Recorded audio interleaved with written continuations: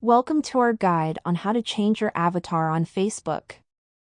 Facebook is one of the most popular social networks in the world, and your profile avatar plays a crucial role in how you present yourself to your friends, family, and the world.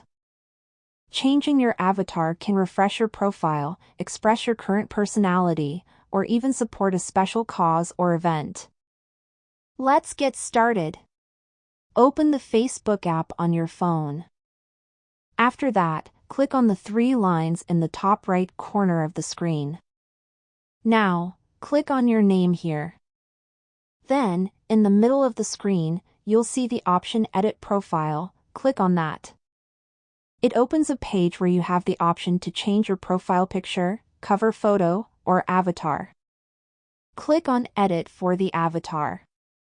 Here, you have the option to change your outfit, facial hair, mouth, nose, or if you don't like your avatar at all and want to delete it and create a new one.